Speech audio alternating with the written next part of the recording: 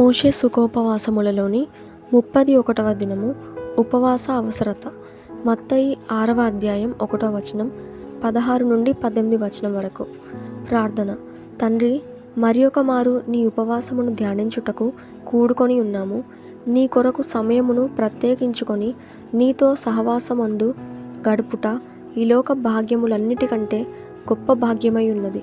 నీవు ఏలాగు దీక్షభూని ఉపవాసముతో ఉద్యోగంలో ప్రవేశించినావో అలాగే మేమును నీ సన్నిధిలో నీ కొరకు దీక్షబూనుటకు నీ వర్తమానం మిమ్మని యేసు నామమున వందించుచున్నాము. ఆమెన్. ఉపవాసము. ఉదయము 6 గంటలకు మొదలుపెట్టి సాయంకాలము 6 గంటల వరకు జరిగిస్తే అరగంట వరకు ధ్యానము కుదురుతుంది. ఆ తరువాత కనిపెట్టే సమయములో చటుక్కున ఏదైనా చెడ్డ తలంపు పుట్టగా విసుగుకొంటూ చతికిల పడెదరు. తమాయించుకొని తిరిగి క్రొత్తగా ఆరంభించవలెను.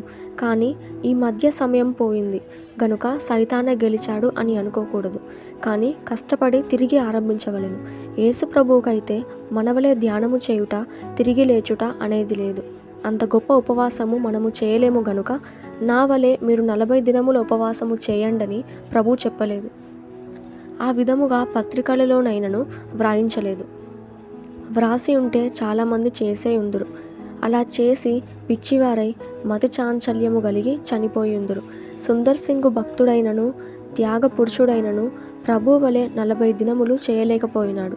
పడిపోయినాడు, చిక్కిపోయినాడు. దేవుని సెలవు లేకుండా చేసేవారు కొన్నాళ్లకు కృషించి తర్వాత చనిపోదురు. ఉపవాసం ఎందుకు? బలము, జయము పొందుటకు. యేసు ప్రభు చరిత్రలోని భాగములు. 1. బేత్లెహేములో జన్మించినాడు. 2. ఐగుప్తు వెళ్ళినాడు. 3. నజరేతులో 18 సంవత్సరాలు పెరిగినాడు. 4. యెరూషలేము పండుగకు వచ్చినాడు. 5. యొర్దాను నదిలో బాప్తిస్మ స్నానమునకు వెళ్ళినాడు. 6. అడవిలోకి శోధింపబడుటకు వెళ్ళినాడు. ఉద్యోగములో ప్రవేశించుటకు పూర్వము ఉపవాసం అవసరము. ఉపవాసం తర్వాత ఉద్యోగము. మత్తయిలో వ్రాయబడినట్లు ఆయన ఆత్మచేత కొనిపోబడెను, సైతానుచే శోధింపబడుటకు.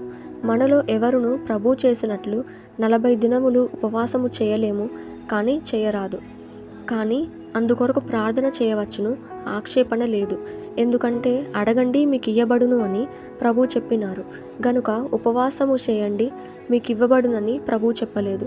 మీరు ఇంటిలోకి వెళ్ళండి, తలుపు వేసుకోండి, ప్రార్థించండి అన్నారు గాని ఉపవాసము చెప్పలేదు. ఉపవాసము చేయుమని ఇంకొక చోట చెప్పినారు. ఇంకొక సందర్భములో ప్రార్థనకు స్వంత నడిపింపే ఎంతకాలమైనను చేయవచ్చును. ఇష్టం లేకపోయినను ఇష్టం పుట్టు వరకు ప్రార్థింపవచ్చును. దేవుని ప్రార్థింపవలసిన ఇష్టము పుట్టుకొలది, అక్కర కొలది, కష్టము కొలది ప్రార్థన చేయమన్నారు గాని ఉపవాసం చేయమనలేదు. ప్రార్థన. 1. జ్ఞానమును బట్టి, 2. మనస్సాక్షిని బట్టి, 3. అవసరమును బట్టి ప్రార్థన వచ్చును. అప్పుడు ప్రార్థించాలనే ప్రేరేపణ వచ్చును. ఆశ, ఆతురత కలుగును. ఇవే మనలను ప్రార్థనా గదిలోనికి నడిపించును. అవి నెరవేరితే సరి, అవి జరగకపోతే దారి అనగా ప్రార్థనకు దారి త్వరగా రాదు. ఆశ ప్రార్థించుటకే ఉంటుంది, కానీ నెరవేర్పు కొరకు కనిపెట్టు వరకు ఉండదు. యేసు ప్రభు నా కొరకు 1 నడుము కట్టుకొని, 2 ఆకలి కట్టుకొని, 3 దాహము కట్టుకొని, 4 నిద్ర కట్టుకొని, 5 పని కట్టుకొని, 6 తల్లిదండ్రులకు సహాయము మాని అరణ్యములో ఏకాంతముగా మృగముల మధ్య చీకటిలో ఎండలో సైతాను వలన శోధనలో ఉండెను, శోధింపబడెను. ప్రభువును ఒక ప్రశ్న అడగండి. ప్రభువా, నా నిమిత్తమై నీవు 40 దినములు ఉపవాసములో ఉంటివి కదా, ఆ 40 దినములలో నీవు ఏ పని చేసితివి? ఆ పని దాని నిమిత్తమే కదా. మేము నీ ఎదుట ఉన్నది గనుక మాకు చెప్పుము. స్తుతి లేనిదే ఏ పనియు ఆరంభించరాదు, స్తుతి చేయనిదే ఏ పనియు ముగించరాదు. దీవెన. అలాగు పెండ్లి కుమారుని ముఖబింబమును ఈ 40 దినములు చూచుచు భౌతికమైన తలంపులన్నీ కట్టిపెట్టి పెండ్లి కుమారుని దీక్షనే కలిగియుండు భాగ్యము ప్రభువు మీకు దయచేయునుగాక. ఆమెన్.